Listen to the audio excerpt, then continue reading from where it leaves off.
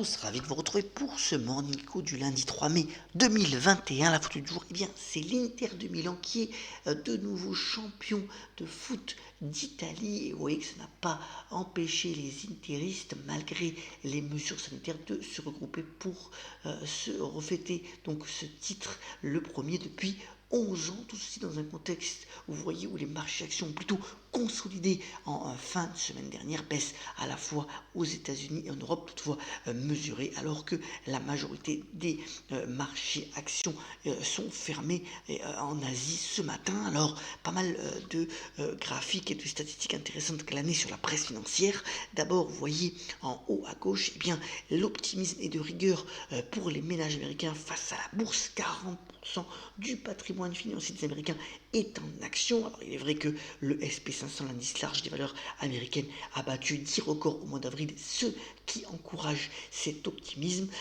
Aussi en Europe, les rachats d'actions qui sont légion aux États-Unis, on l'a vu notamment avec Apple et Google la semaine dernière, arrivent aussi en Europe. Unilever notamment a décidé d'y consacrer 3 milliards d'euros. Ça permet finalement d'améliorer mécaniquement, puisqu'il y a moins d'actions sur le marché, le bénéfice par action et de plaire aux analystes. Boom aussi, c'est le graphique en bas à gauche du prix des matières premières industrielles grâce à la reprise mondiale. Vous voyez notamment l'aluminium et le cuivre sont en grande forme depuis le début de l'année. Alors, face à cet optimisme, quand même une déception, celle des SPAC, ces fameux véhicules qui se font coter en bourse et qui permettent des acquisitions par rapport à leur sommet et l'engouement qu'il y avait eu pour ces valeurs.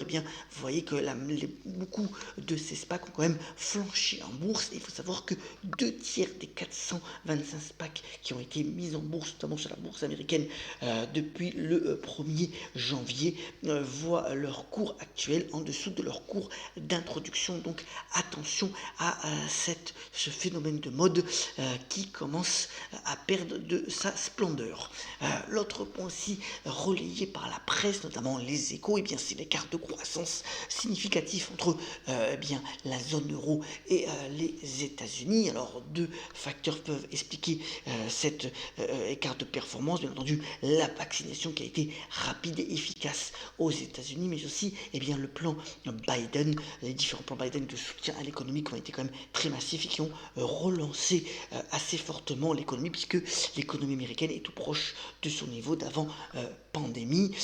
Et d'ailleurs, Janet Yellen en a parlé ce week-end en disant que ces différents plans Biden ne vont pas créer une forte inflation, et que de toute façon l'administration américaine était prête à contrecarrer l'éventuelle hausse de prix. Alors l'autre actualité aussi importante de ce lundi, c'est le début du procès entre Apple et Epic Games. Epic Games, c'est le fameux éditeur du jeu Fortnite si célèbre. Alors Epic Games veut montrer que Apple est en position dominante et qu'elle en abuse pour demander 30% de commission à chaque fois que le jeu est téléchargé. C'est beaucoup trop. On verra si cette accusation est suivie par les juges. L'autre point aussi, c'est Warren Buffett, le célèbre investisseur dont l'action Berkshire Hathaway est montrée ici sur le graphique de droite et qui a quand même bien fonctionné sur les derniers mois, reconnaît ses erreurs, notamment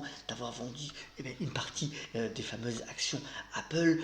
Il se méfie lui aussi de ces SPAC, pense que l'économie américaine est en très grande forme, mais qu'il peut y avoir des résurgences d'inflation. Alors il est assis aussi sur un trésor de guerre de 145 milliards de cash et va voir comment éventuellement les utiliser dans les mois à venir, même s'il se méfie d'un engouement trop important pour le marché des actions. On verra s'il a raison, bien entendu, dans les prochains mois. Alors un petit point aussi sur les crypto-monnaies qui font aussi une de l'actualité, toujours l'Ethereum qui est en grande forme. Vous voyez le graphique comparé par rapport au Bitcoin. Il faut savoir que notamment la Banque européenne d'investissement a émis 100 millions d'obligations avec la blockchain de l'Ethereum. Alors c'est une goutte d'eau par rapport à ces 60 milliards d'euros d'obligations, mais enfin ça permet de voir si cela fonctionne. fonctionne. Bien entendu, ensuite, il va y avoir un marché secondaire qui va se mettre en place, toujours avec la blockchain, alors que dans le même temps, eh bien, Andriy Horowitz va mettre au point un crypto-fonds de 1 milliard de dollars sur donc l'ensemble des crypto-monnaies et leur fonctionnement, après avoir connu le succès, notamment avec l'action Coinbase, dont on sait bien, ce que cela a donné en bourse. Donc voilà, toujours mal d'engouement autour des crypto-monnaies. Alors, sur le point de vue du Covid, bien entendu, le cas d'intention en ce moment, c'est l'Inde. Vous voyez que au 1er mai, il y a eu encore un nouveau record de cas.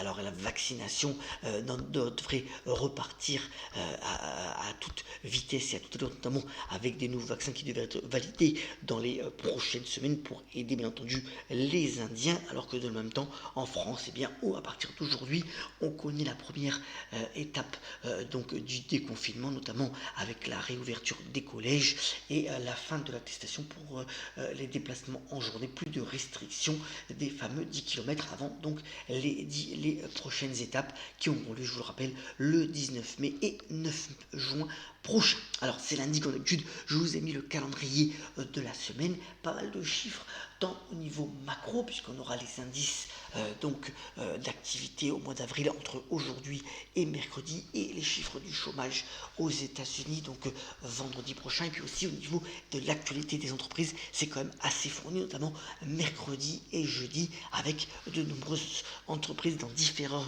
secteurs d'activité qui vont donner leurs comptes trimestriels et leurs prévisions d'activité. Alors, si on revient donc sur l'actualité d'entreprise, d'abord au niveau des fusions-acquisitions, Dell va se séparer bien, de Boomi. Boomi, c'est une de ses filiales qu'il avait acquis donc en 2010. C'est sur tout ce qui est serveur pour la gestion de données. Et bien, Dell va s'en séparer, va vendre ça à des fonds de capital investissement pour 4 milliards de dollars. Alors, ça lui permet de continuer la réorganisation donc de ses activités pour la société Dell. Et puis KPN dans le secteur des télécoms a refusé donc une offre à 3 euros, alors que le cours de clôture de vendredi était à 2,8660, puisque le conseil d'administration de KPN dans les télécoms néerlandais a dit que ce prix sous-valorisait bien la valeur de la société. Affaire à suivre, bien entendu, et ça va peut-être redonner un petit peu d'attention sur les valeurs télécoms en Europe, ce qui pourrait être un bon point.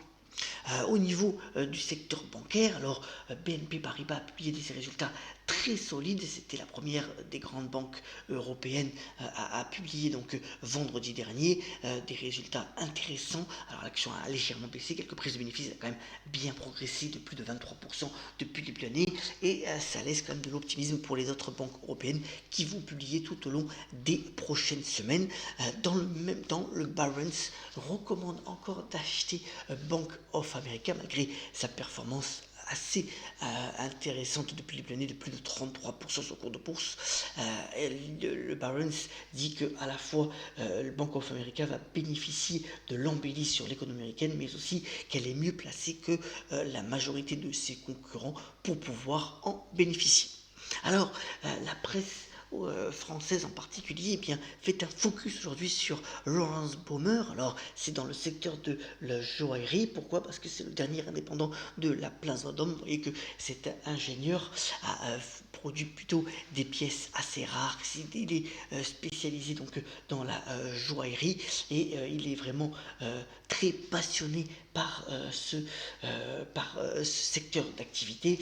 Il veut bousculer d'ailleurs les codes de la joaillerie et veut continuer notamment à faire des pièces rares autour des diamants. Et voilà, à la fois plusieurs journaux lui rendent hommage ce matin. Terminons ce morning en vous souhaitant une excellente semaine, et par la citation du jour vient du regretté Georges Moustaki, qui aurait fêté son anniversaire aujourd'hui et qui a notamment déclaré: nous avons toute la vie pour nous amuser et toute la mort pour nous reposer. Excellente journée, excellente semaine, et on la pêche et soyons solidaires, et on se retrouve très prochainement pour un nouveau Morning Echo. À très bientôt.